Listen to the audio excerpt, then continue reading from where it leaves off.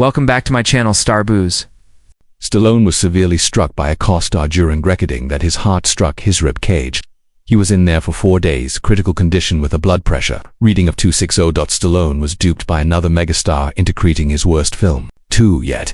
It required 20 years prior to their inclusion in the same space. However, the worst treachery as Stallone accused a close buddy of having sex with his spouse. The companion in Hollywood, however, never forgets. Some of the people Stallone made enemies with the top names in Hollywood, as well as they all be shocked by the reasons. Sylvester Stallone was born in 1946 on July 6, New York, Hell's Kitchen, and his entry into the world was not at all like Sylvester. When delivering him, the physician utilised birth with forceps, and they unintentionally injured the left nerve side of his face. Consequently, Sylvester Stallone's left side drooped as he grew up. Eyelid and speech slurred. These his characteristics will eventually make him well-known in films like Rocky. But when they were younger, they made him the most conspicuous. He was bullied by other kids, and casting he was turned away by agencies for looking and making noise. At home, life was difficult as well. Jackie, his mother, was raised in a warmth in the orphanage. That carelessness followed her into printing, which made Stallone feel mostly by themselves.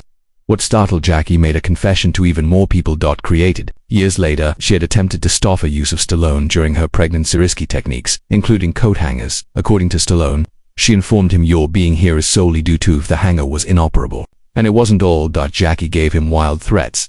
Penalties such as abandoning him by an open window during the bitter cold if he acted inappropriately. Being raised in such a fear shaped him. It made him more resilient, but it also left deep wounds. He was pulled to playing, which is not surprising. Underdogs that persevered against all obstacles since he lived that life himself. His parents were constantly fighting. His father, Senior Frank Stallone, was a polo player and a hairdresser in Oderboth, ostentatious and vicious. The pair of they parted ways when Stallone was 11 years old, and he thereafter lived primarily with his dad. Prior to then, he spent some of his early years in boarding care. No one truly supported him. He was plagued with issues at school as well. Stallone was expelled from 14 several schools for misbehaving. The sensation of alienation became a part of who he was. Even his name seemed ambiguous. Initially, his dad had considered calling him Tyrone in honor of a well-known performer, Tyrone Power, but just as he was about to opt for Sylvester instead. Stallone Scarzio, his middle name, was derived from his Italian heritage. During his early years, Habinki was his name. However, after he began, he immediately determined that wasn't school. Leaving for work, he modified it to Mike, wishing to blend in. All the names he used was an effort to locate a copy of things seemed to belong to him. During his 20s, Stallone was so desperate and impoverished that he consented to create the softcore pornographic movie The Party in 1970 at Kitty and Studs. For 2 days of labor, he was paid $200. He was sleeping on a bus at the time. Station in the city of New York following either watch that film or steal from someone. Later, Stallone stated that the only thing between them was $200, him and going hungry. At that moment, he had to get $50 for his dog PCOs in order to purchase food.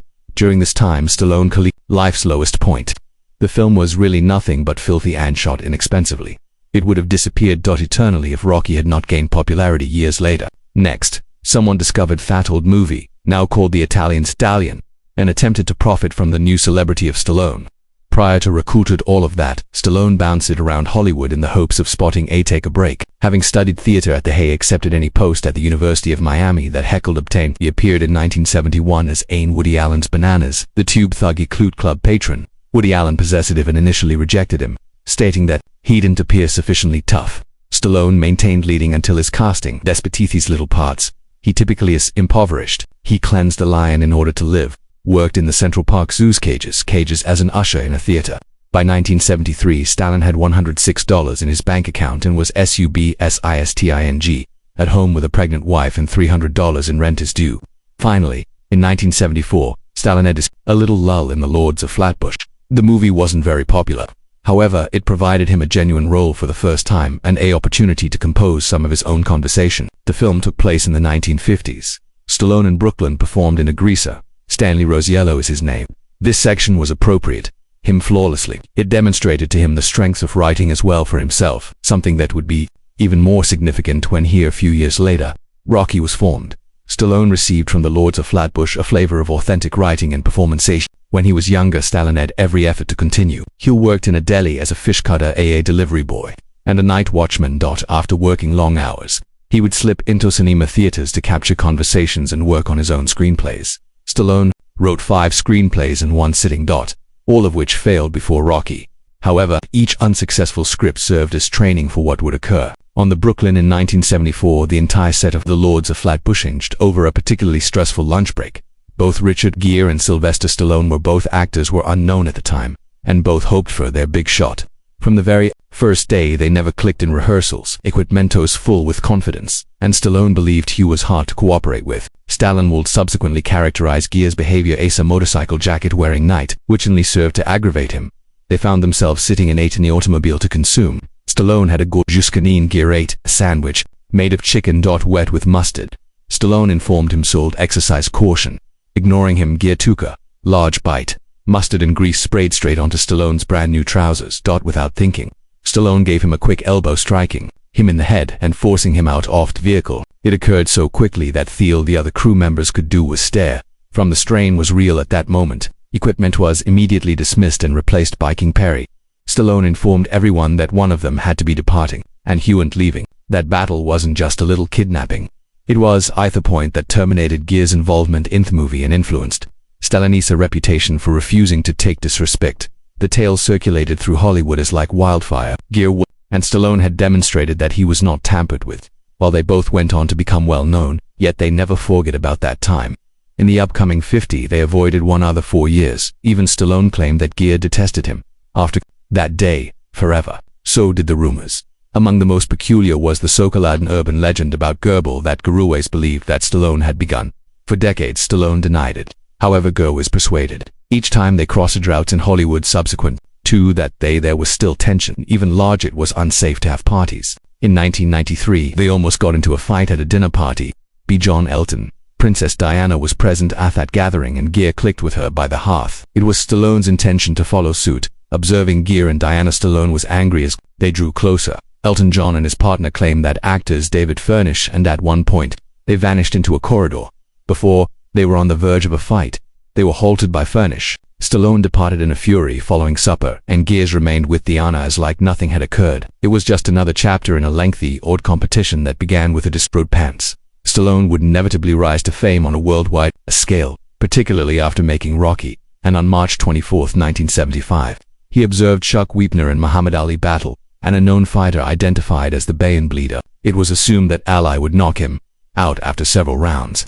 Rather, Wepner listed the entire 15 rounds and even knocked Ali down once. Taco defeated Ali in Wepner's heart, but the final 19 seconds, Stallone was astounded. Back then, Stallone had sold his dog for nothing since he was broke, $50 for food alone. That battle provided gave him the concept for Rocky, a narrative about honor won fights to the end. The Rocky script was written by Stallone in just 3 days and a half. Studios adored it, and continued to give him cash for the script up to $360,000. However, they did not want him to play the lead role.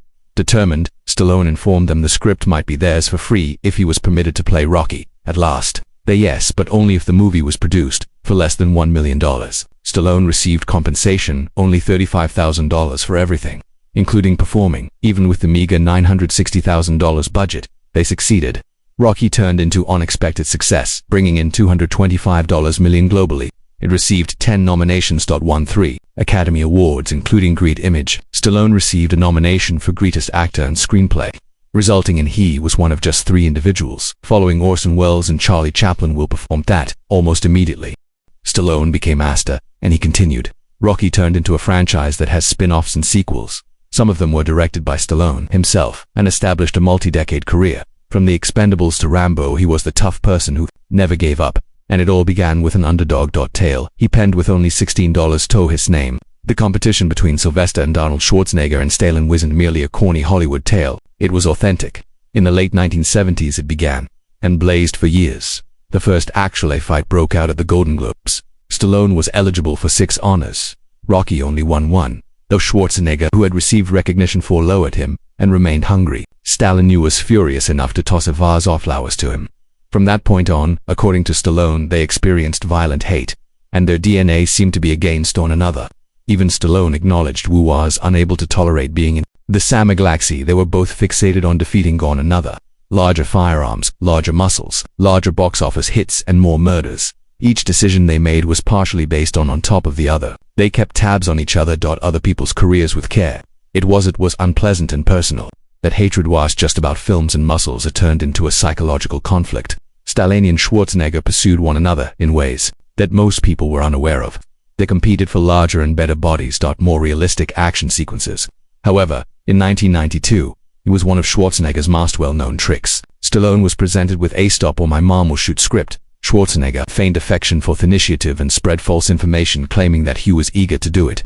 Stallone hurried to sign on since he believed it caught Schwarzenegger's attention just as well. He didn't realize until much later that Schwarzenegger had arranged for him. The film was awful. Stallone was named the worst actor by Razzie, and it turned into one of the most humiliating roles in his professional life. Schwarzenegger was pleased with it, subsequently giggling that it was absolutely true. That was only one instance. Additionally, they played and lied to studios. Deceives on agents, and influenced each Hollywood to produce the other one appear awful. However, all of that began to 1991 saw a change on a movie set. They weren't making up, but in a meeting for business. Planet was being launched by Schwarzenegger Hollywood. Their shared attorney recommended intruding Stallone. Schwarzenegger was at first, but he eventually understood this might put an end to years of ridiculous arguments.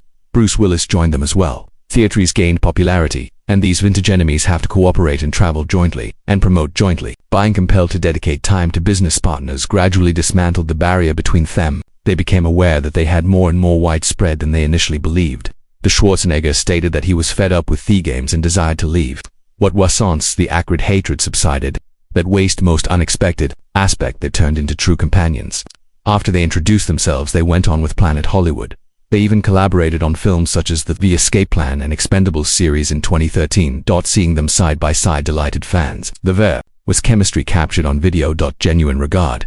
Schwarzenegger even stated Stallone had improved him by being his adversary. In agreement, Stallone stated that he had persevered because of their competition. These days, they appear intertwined, frequent lighting premieres together or teasing one another throughout interviews in the early 80s. Sylvester Eddie Murphy and Stallone were two of Hollywood's biggest stars. Stallone was well known for action films such as Rocky as well as Rambo. Murphy was the humorous character from 48 Heat and Saturday Night Live. Chuchas, although they originated from it, was like two worlds coming together. Both of them had battled to the top in a difficult bustness which provided them with a charade the ground. They were enough near to each other that they even discussed creating a new Godfather, watch a movie together. They envisioned a third scene in which Al Pacino appears. The concept seemed intriguing. Stallone and not to enjoy sharing the spotlight. However, with Murphy, it felt as Murphy was shown by Stallone the ins and outs of Hollywood business. Murphy kept the conversation light, making when the situation became serious, Stallone laughed. That's why the subsequent events were so fatal. There began to be rumors that Murphy was having a sexual relationship with Bridget Nielsen, the wife of Stallone. The timing of the talk was awful. Niall Sono was employed to portray a villain in Beverly Hills Cop 2 was made available, May 20th, 1987. The star was Murphy. Stallone was not to be seen, despite Murphy had done her a favor by helping her get the part. It backfired on Stallone. The set, rife with murmurs. Niall and some sidos engaged with the director as well, Tony Scott. There was no way to know what was actual. Nielsen was well known, as well as Murphy and Stallone. The tabloids jumped on it. Beverly Hills Police 2 later earned $299 million globally. However, in the background, Stallone and Murphy was losing his buddies. Next then came the well-known phone call Stallone was enraged. Based on anecdotes later, he made a clear accusation against Murphy. "You've gate my wife," Murphy exclaimed, startled. In UHA was interviewed by Rolling Stone in 1989. Recalled saying, "Brother, go down. I did not deceive your spouse." Murphy refuted this. Everything. However, Stallone had gone beyond the point of listening. Murphy might have been telling truth. It made no difference. It had sown the doubtful seed that everything changed with a single phone call. Rage had replaced the rumors. Additionally, even if Stallone sensed that nothing happened, betrayed, what was worse was the way their bond quickly deteriorated. That tinny conflict is vicious regardless of the context, but everyone watches in Hollywood. It spreads like wildfire. Stallone as well as Murphy started to stay away from one another. Parties would be abandoned by Stallone if Murphy apart. Years later, Murphy revealed according to Rolling Stone, Stallone thought, "Theramore I effed his wife." He thought, Murphy marked, "We also liked each other." However, following that, it was destroyed. It was something Stallone never seemed to get over, despite having established a friendship and discussed employment. Collectively, it all vanished due to a single charge. In October, First Blood was released in theaters. 22 1982. No one could have predicted its size. Would become was modified from David Morrell's book and made audiences aware of John Rambo. In contrast to most action heroes, Rambo wasn't a wisecracking person at the time. Difficult individual. He served in the Vietnam War. Carrying severe trauma.